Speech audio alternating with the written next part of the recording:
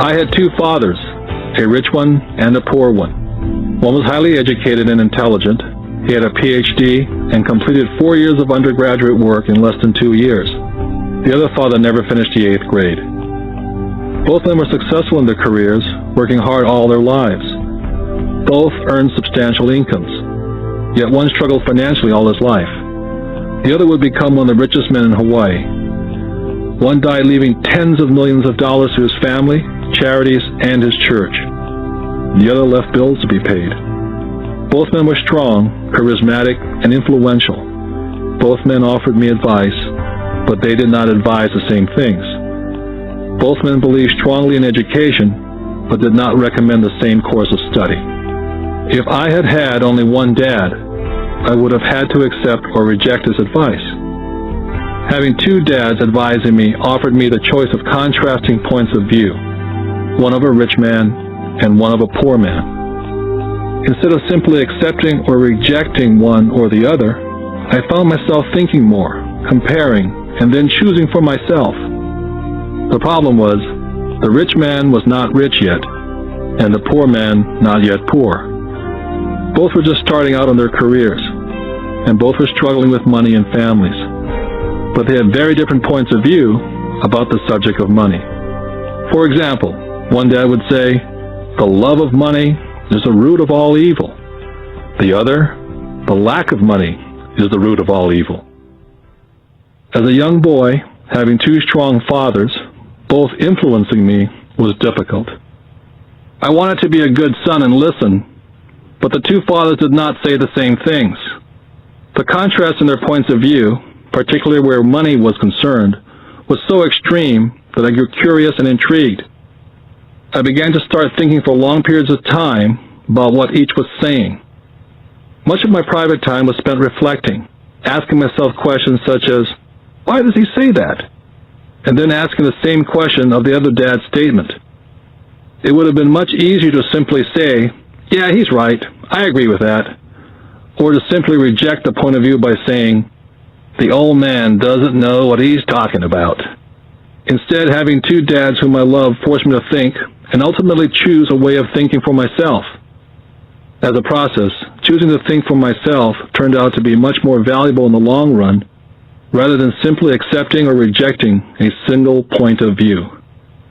One of the reasons the rich get richer, the poor get poorer, and the middle class struggles in debt is because the subject of money is taught at home, not in school. Most of us learn about money from our parents. So what can a poor parent tell their child about money? They simply say, "Stay in school and study hard." The child may graduate with excellent grades, but with a poor person's financial programming and mindset. It was learned while the child was young. Money is not taught in schools. Schools focus on scholastic and professional skills, but not financial skills. This explains how smart bankers, doctors, and accountants who earn excellent grades in school may still struggle financially all their lives. Our staggering national debt is due in large part to highly educated politicians and government officials making financial decisions with little or no training on the subject of money. I often look ahead to the new millennium and wonder what will happen when we have millions of people who will need financial and medical assistance.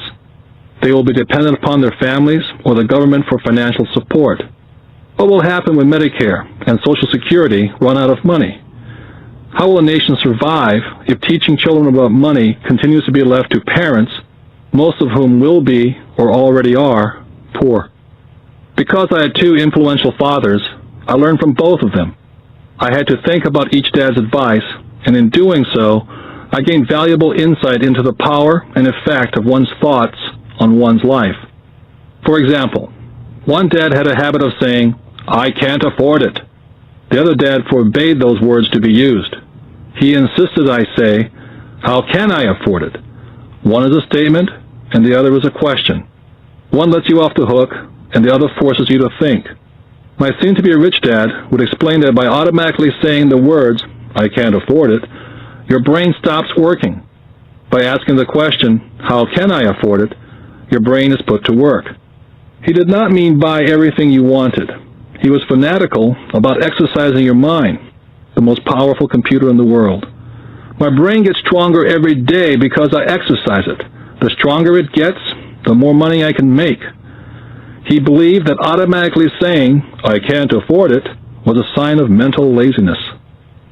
Although both dads worked hard, I noticed that one dad had a habit of putting his brain to sleep when it came to money matters, and the other had a habit of exercising his brain. The long-term result was that one dad grew stronger financially and the other grew weaker. It is not much different from a person who goes to the gym to exercise on a regular basis versus someone who sits on the couch watching television. Proper physical exercise increases your chances for health, and proper mental exercise increases your chances for wealth. Laziness decreases both health and wealth.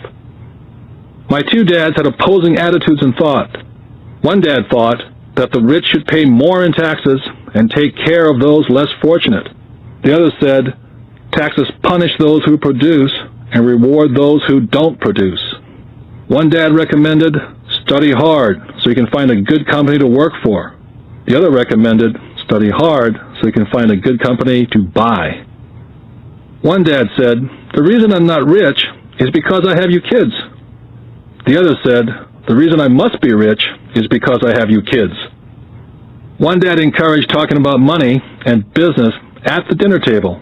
The other forbade the subject of money to be discussed over a meal. One said, when it comes to money, play it safe and don't take risks. The other said, learn to manage risk. One believed, our home is our largest investment and our greatest asset. The other believed, my house is a liability, and if your house is your largest investment, you're in trouble. Both dads paid their bills on time, yet one paid his bills first, while the other paid his bills last. Being a product of two strong dads allowed me the luxury of observing the effects different thoughts have on one's life. I noticed that people really do shape their life through their thoughts. For example, my poor dad always said, I'll never be rich, and that prophecy became reality.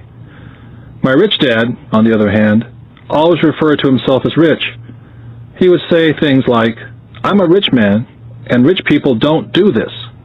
Even when he was flat broke, after a major financial setback, he continued to refer to himself as a rich man. He would cover himself by saying, there's a difference between being poor and being broke. Broke is temporary, and poor is eternal. My poor dad would also say, I'm not interested in money, or money doesn't matter. My rich dad always said, money is power. The power of our thoughts may never be measured or appreciated, but it became obvious to me as a young boy to be aware of my thoughts and how I expressed myself.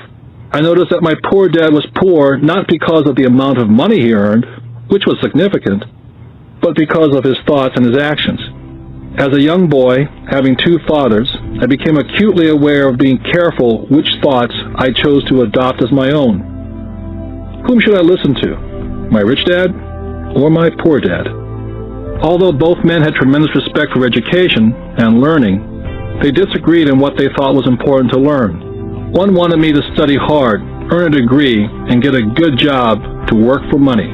He wanted me to study to become a professional, an attorney, or an accountant, or to go to business school for my MBA. The other encouraged me to study to be rich, to understand how money works, and learn how to have it work for me. I don't work for money, were the words he would repeat over and over. Money works for me. At the age of 9, I decided to listen to and learn from my rich dad about money.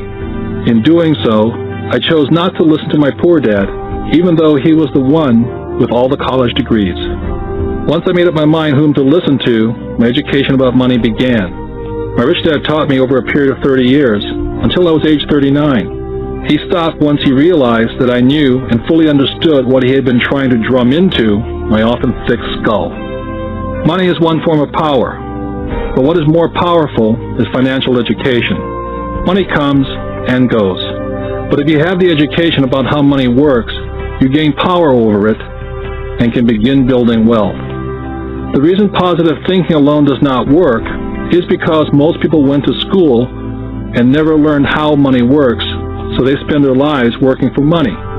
Because I was only 9 years old when I started, the lessons my rich dad taught me were simple. And when it was all said and done, there are only 6 main lessons repeated over 30 years. This book is about those 6 lessons, put as simply as possible as my rich dad put forth those lessons to me. The lessons are not meant to be answers, but guideposts. Guideposts that will assist you and your children to grow wealthier, no matter what happens in a world of increasing change and uncertainty. Dad, can you tell me how to get rich? My dad put down the evening paper. Why do you want to get rich, son?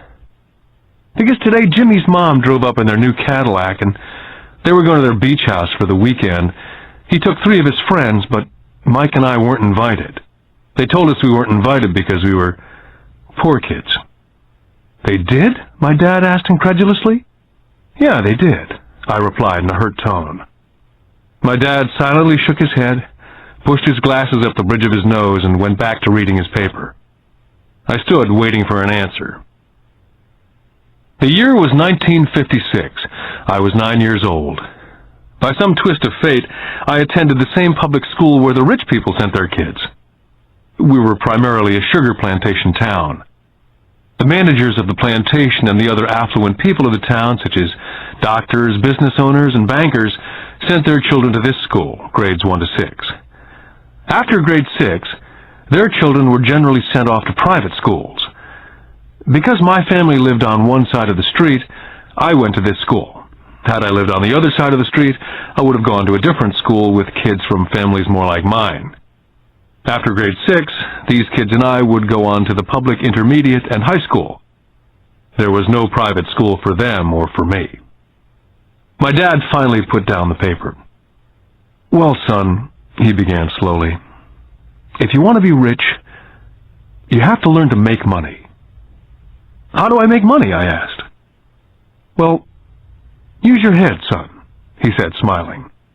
Which really meant, that's all I'm going to tell you, or, I don't know the answer, so don't embarrass me. The next morning I told my best friend Mike what my dad had said. As best I could tell, Mike and I were the only poor kids in this school. Mike was like me in that he was in this school by a twist of fate. Someone had drawn a jog in a line for the school district, and we wound up in school with the rich kids. So what do we do to make money? Mike asked. I don't know, I said. But do you want to be my partner? He agreed. And so on that Saturday morning, Mike became my first business partner. We spent all morning coming up with ideas on how to make money. Finally, that afternoon, a bolt of lightning came through our heads. It was an idea that Mike had gotten from a science book he'd read. Excitedly, we shook hands, and the partnership now had a business. For the next several weeks, Mike and I ran around our neighborhood, knocking on doors and asking our neighbors if they'd save their toothpaste tubes for us. With puzzled looks, most adults consented with a smile. Some asked us what we were doing, to which we replied, "We can't tell you. It's a business secret." My mom grew distressed as the weeks wore on. We had selected a site next to her washing machine as the place we would stockpile our raw materials. In a brown cardboard box that one time held ketchup bottles, our little pile of used toothpaste tubes began to grow. One day my dad drove up to see 2 9-year-old boys in the driveway with a production line operating at full speed. Fine white powder everywhere. On a long table were small milk cartons from school, and our family's hibachi grill was glowing with red-hot coals at maximum heat. Dad walked up cautiously, having to park the car at the base of the driveway, since the production line blocked the carport. As he got closer, he saw a steel pot sitting on top of the coals, with the toothpaste tubes being melted down. In those days, toothpaste did not come in plastic tubes. The tubes were made of lead. So once the paint was burned off, the tubes were dropped in a small steel pot, melted until they became liquid, and with my mom's pot holders, we were pouring the lead through a small hole in the top